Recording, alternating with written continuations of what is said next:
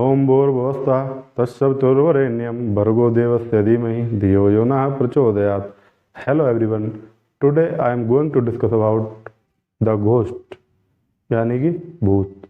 भूत होते क्या हैं और किस प्रकार से ये भूत योनि को प्राप्त होते हैं। तो भूत वो होते हैं जो व्यक्ति किसी कारणवश, चाहे स्वयं के द्वारा अपने आप को खत्म कर लें या फिर किसी दुर्घटना में उनकी मृत्यु हो जाए, तो इसके कारण जो अपने जीवन को पूर्ण नहीं कर पाते, तो उनको भूत योनि में ही उस जीवन को पूर्ण करना होता है। अब यहाँ से अगला टॉपिक ये होता है कि भूत बड़े होते हैं या आप। देखिए, जो हमारा शरीर है ना, वो 7 लेयर बॉडी है। हमारे शरीर में 7 चक्र होते हैं जो कि 7 इंद्रधनुष के रंगों से भरे हुए होते हैं। अगर हम अपने कुंडलिनी के ये 7 चक्रों को जागृत करें तो हम निचले स्तर से, यानी कि प्रकृति के स्तर से परमात्मा के स्तर तक भी पहुंच सकते हैं। यानी कि जो मूलाधार चक्र होता है, जो सबसे नीचे, वहां से लेकर सहस्त्रार चक्र भी अपने चक्रों को जागृत कर सकते हैं। और जब हम विशुद्धि चक्र तक आ जाते हैं तो जो हम बोलते हैं वही सत्य होता है। और जब हम आज्ञा चक्र पर आ जाते हैं तो हमें परम ज्ञान की प्राप्ति हो जाती है। तब हम इतने योग्य हो जाते हैं कि अगर भगवान हमारे सामने खड़े होंगे तो उनके भी दर्शन होंगे, और जो आत्मा से हमारे सामने खड़ी होंगी उनके भी दर्शन होंगे। क्योंकि ये जो संसार है ना, वो इतना केवल इंसानों से भरा हुआ नहीं है। इस संसार का जो इंच इंच है ना, वो भी आत्माओं से भरा हुआ है। फिर आप एक ऐसे वर्ड में भी जा सकते हैं जहाँ पे आपको आत्माओं के भी दर्शन होंगे। और अगर आपका सहस्त्रार चक्र जागृत हो जाता है तो फिर एक ईश्वर में और एक इंसान में कोई भी अंतर रह जाता नहीं है। तो कुंडली जागरण पर मैं अलग से एक वीडियो बनाऊंगा। फिलहाल बात चलिए भूत की। तो भूत एक 5 लेयर बॉडी है, यानी कि उसके 5 चक्र होते हैं, और हम 7 लेयर बॉडी है, यानी कि हमारे 7 चक्र होते हैं। तो हमको जो है कभी भी भूत से डरना नहीं चाहिए, क्योंकि हम एक भूत से ज़्यादा ताकतवर होते हैं।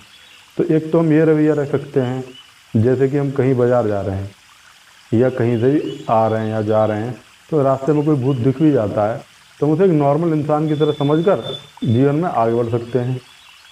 अभी कल शाम की ही एक घटना है। मैं बाज़ार से कुछ समोसे लेके आ रहा था, तो रास्ते में एक घर ऐसा पड़ता जो बिल्कुल खाली रहता, बिल्कुल खंडर जैसा वो घर रहता, और एकदम वीरान घर रहता, और वहाँ अंधेरा था। और वहाँ से जब मैं अपने हाथ में समोसे लेकर गुजर रहा था तो वहाँ पे मुझे एक ऐसा 8 फुट का भूत दिखाई दिया जो बिल्कुल काला काला था। तो पहले तो मैंने उसे समझा ही इंसान था। अगर हम उसे इंसान ही समझे तो हमारा कोई नुकसान हो ही नहीं सकता, क्योंकि हमारे अंदर कोई डर ही पैदा नहीं होगा। जब हम उसे भूत समझ लेंगे तो हमारे अंदर जो है डर पैदा होगा, और जब हमें डर पैदा होगा तो हमारी जो चेतना है, हमारी जो आत्मा है, वो सिकुड़ के एक कोने में जाके स्थिर हो जाएगी। यानी कि जो हमारी चेतना है ना, वो सिकुड़ जाएगी और वो हमारे ऊपर फिर ओवर कंट्रोल कर सकेगा। अगर हम डरेंगे नहीं तो वो हमारे ऊपर ओवर कंट्रोल नहीं कर सकेगा। तो यानी कि कभी भी आपकी अगर भूत से मुलाकात होती है तो कभी भी आप उसे एक नॉर्मल इंसान की तरह समझें। आप सपोज कीजिए मैं एक कमरे में रहता हूँ और मेरे संग मान लो 3-4 भूत और रहते हैं, तो मैं भी चैन से रहूँ और वो 3-4 भूत भी चैन से रहें। यानी कि यहाँ पे एक ही पॉलिसी फॉलो होती है, जियो और जीने दो। यानी कि ना वो आपसे कुछ कहेंगे ना आप उनसे कुछ कहिए। अगर आप उनसे डरेंगे, क्योंकि वो एक अलग योनि के व्यक्ति हैं, अरे गैया एक अलग योनि की, कुत्ता एक अलग योनि का, भूत एक अलग योनि का, बस ऐसे ही एक साधारण योनि का है। केवल भूत के स्तर की बात कर रहा हूँ। यहाँ से ऊपर पिशाच या फिर इससे ऊपर जो ब्रह्म राक्षस या और तरह के जो होते हैं उनकी बात नहीं कर रहा मैं, केवल भूत श्रेणी के लोगों की बात कर रहा हूँ। जो केवल भूत श्रेणी के, उनसे आप नॉर्मली बिहेव करिए, नॉर्मली रहिए, उनसे कोई बात मत करो, अपना काम करो, अपने काम से निकलते आओ। तो जब मैं उसको लेकर समोसे को लेकर शाम को गुजर रहा था तो उसे दर्शन हुआ, तो मैंने देखा उसे, तो मुझे लगा ये नॉर्मल एक इंसान है। मतलब मुझे समझना भी ये चीज़ है, लेकिन मुझे लगा ही कि वो आदमी है। लेकिन मुझे आगे जाके जब ये इस बात का एहसास हुआ कि वहाँ पर बिल्कुल अंधेरा था और वहाँ पर कोई इंसान रहता भी नहीं उस घर में, तो वो इंसान वहाँ पे आया कहाँ से था। तो उसके बाद फिर मैं जब निकला तो वहाँ पे एक शिव मंदिर पड़ता, वहाँ से फिर मैंने हनुमान चालीसा पढ़ना स्टार्ट कर दिया, और हनुमान चालीसा को पढ़ते पढ़ते मैं घर तक आ गया था। तो यानी कहने का आता यहाँ पर यही है कि भगवान की भक्ति चाहे कितनी भी कर लो, चाहे किसी भी भगवान की आप आस्था रखते हो, चाहे आप किसी भी भगवान में आपको जो है पूजा करते हो, लेकिन जब भूत की बात आती है ना तो केवल हनुमान जी याद आते हैं। ये बात बिल्कुल पक्की है। मुझे भगवान की भक्ति, भगवान राम की, भगवान श्री कृष्ण की भक्ति बहुत अच्छी लगती है, ठीक है। लेकिन जब भी मुझ पर कोई संकट या परेशानी आती है, मुझ पर कोई भूत वूत दिखता है ना रास्ते में भी, तो मुझे सपने में भी हनुमान जी ही याद आते हैं। हमेशा मैं हनुमान चालीसा पढ़ता हूँ। और क्योंकि पता है क्या है, क्योंकि हमारा जो सबकॉन्शियस माइंड है, जो हमारा जो दिमाग है, उसके मस्तिष्क में ये सिग्नल पहुँच गया है कि हनुमान जी ही हमें इससे मुक्त करने वाले हैं। क्योंकि जो संदेश हम किस पर स्ट्रांग ज़्यादा हो जाते हैं, किस पर हमारा मस्तिष्क सबसे ज़्यादा स्ट्रांग हो जाता है, हम उसी पर सबसे ज़्यादा मजबूत हो जाते हैं, जिस पर हमारी आस्था और विश्वास सबसे ज़्यादा मजबूत होता है। जब आस्था और विश्वास सबसे ज़्यादा मजबूत हो जाता है तो वही चीज़ हमारे लिए वर्क करती है। तो मेरे साथ भी बिल्कुल ऐसा ही है कि जब भी मुझे कभी भूत दिखता है या कोई भी ऐसी घटना होती है तो हमेशा मुझे हनुमान जी याद आते हैं, और हनुमान चालीसा से मैं तुरंत ही इन संकटों से मुक्त हो जाता हूँ। तो बात चली थी भूत योनि की। तो भूत योनि एक नॉर्मल योनि है, जो अपना देखो ऐसा है, मान लो हमारी उम्र है 70 वर्ष, तो हम चाहें तो 70 वर्ष एक नॉर्मल इंसान के रूप में व्यतीत कर दें, और चाहे हम 40 वर्ष इंसान के रूप में व्यतीत कर लें और बच्चे को 30 वर्ष भूत के रूप में व्यतीत कर लें। तो जैसे तुम हो वैसे एक भूत है, वो नॉर्मल है, कुछ ऐसी वो नहीं है कि आप उससे डर के भागो या वो तुम्हें डरा रहा, वो तुम्हें कोई प्रयास करेगा नहीं। तुम डरोगे पहले से तब वो तुम्हें ओवर कंट्रोल करने का प्रयास करेगा, और उसे अपना कोई स्वार्थ सिद्ध करना होगा तो, वरना वो अपने रास्ते निकल जाएगा, तुम अपने रास्ते निकल जाओगे। ऐसी कोई बात ही नहीं है डरने वाली। तो अब इससे ऊपर जो पिशाच की योनि आती है वो अलग है, वो तंग करते हैं लोगों को। और उससे ऊपर की योनि आती है ब्रह्म राक्षस, जो ब्राह्मण होते हैं, जो बुरे कर्म करते हैं, तो ब्रह्म राक्षस की योनि में जाते हैं। वो बहुत बड़ी बड़ी बात हो जाती है। तो आज का टॉपिक केवल ये है कि भूत बने हैं आप, यानी कि आप बने, आपको भूत से डरने की कोई आवश्यकता नहीं है। और आपको डर लगता भी है तो आप ऐसा करो कि मोबाइल में ही कुछ डरावनी चीज़ें देखो, और डरावनी चीज़ें देख के ना उससे अपने डर पे ओवर कंट्रोल करने का प्रयास करो। अगर अभी कल मैं एक ऐप चला रहा था मौजत, वहाँ पे एक भूत मिला था मुझे, मतलब दिखा था उसमें।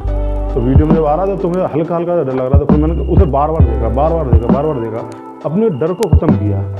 अपने डर को कैसे ख़त्म कर सकते हैं, चाहे किसी भगवान में आस्था करके या किसी भी प्रकार से अपने डर को ख़त्म कीजिए। तो जब आपका डर खत्म हो जाएगा तो इसके ये टॉपिक ही खत्म हो जाएगा कि भूत क्या है और ये क्या है वो क्या है। तो कुल मिला के ये सब बातें इस प्रकार से हो जाती है कि भूत योनि में भी लोग वो करते हैं। लेकिन अगर आपका आज्ञा चक्र जागृत हो जाएगा, कुछ लोग पता क्या करते हैं कि कुंडलिनी जागरण में पड़ जाते हैं। तो कुंडलिनी जागरण के इतने ज़्यादा साइड इफेक्ट होते हैं। अगर आज्ञा चक्र जागृत हो गया ना आपका, तो आपको वो चीज़ें भी दिखाई लगने लग जाएंगी जो, देखो ऐसा होता है the unseen world. The unseen world क्या होता है, एक ऐसा भी संसार है जिसे हम देख नहीं सकते क्योंकि हम उस योनि में ही नहीं है। जब भगवान श्री कृष्ण के दर्शन करना चाहते थे अर्जुन, तो श्री कृष्ण ने स्वयं उन्हें दिव्य दृष्टि प्रदान करी थी कि ये लो दिव्य दृष्टि, तब तुम मेरे दर्शन कर पाओगे। तो यानी कि जब आपको आज्ञा चक्र एक्टिव हो जाएगा ना, तो आपको घर में केवल 4 लोग या 5 लोग नहीं दिखाई देंगे, 4-5 जो आत्माएं भी दिखाई देंगी। वो तामसिक आत्माएं भी हो सकती हैं, राजसिक भी हो सकती हैं, और सात्विक भी हो सकती हैं। हो सकता है बहुत अच्छी संत की आत्मा दिख जाए, हो सकता है तुम्हें बहुत बेकार भूत की आत्मा दिख जाए। तो आपको दर्शन किसी प्रकार के हो सकते हैं। तो आपका जो वर्ड है वो बदल जाता है। तो आध्यात्म में गहरे केवल वो ही लोग जाएं जो बिल्कुल सन्यासी हैं। इसीलिए जो 10 महाविद्याओं की साधना या तंत्र मंत्र की साधना केवल उनके लिए जो एट द रिस्क जीवन जी रहे हैं, जो बिल्कुल ही सन्यासी हैं, जिनका कोई घर परिवार नहीं है। अगर आपके बीवी बच्चे हैं और आपका परिवार है, तो आप ऐसी कोई साधना ना करें जिससे जो है आप जो है इसमें फंसते चले जाएं। तो जो बागेश्वर धाम वाले यहाँ पे याद आ रहे हैं, बागेश्वर धाम वाले जो गुरु जी हैं, उनकी बताते हैं कि उन्होंने पता नहीं कोई प्रेत सिद्ध कर रखे हैं या उन्होंने कोई ऐसी कला कर रखी है। वो तो हनुमान जी की मूर्ति लगा के इतनी ज़्यादा भीड़ इकट्ठी कर लेते हैं। तो बताते हैं कि एक प्रेत उन्होंने सिद्ध कर रखा है, और वो प्रेत ही उन्हें जो है आदेश, मतलब वो प्रेत को जो है आदेश देते हैं कि जा इस आदमी की जानकारी लेके आ। और जब वो उसकी जानकारी लेकर आता ना वापस, तो वो पर्चा लिखते हैं, और पर्चे में वही जानकारी लिख देते हैं वो जो वो बताता है, और उसी के अनुसार वो बताते हैं। भविष्य कभी नहीं बताते, केवल जो आज तक की घटना है वही बताते हैं, क्योंकि भविष्य देखने वाला प्रेत भी किसी का भविष्य नहीं देख सकता है।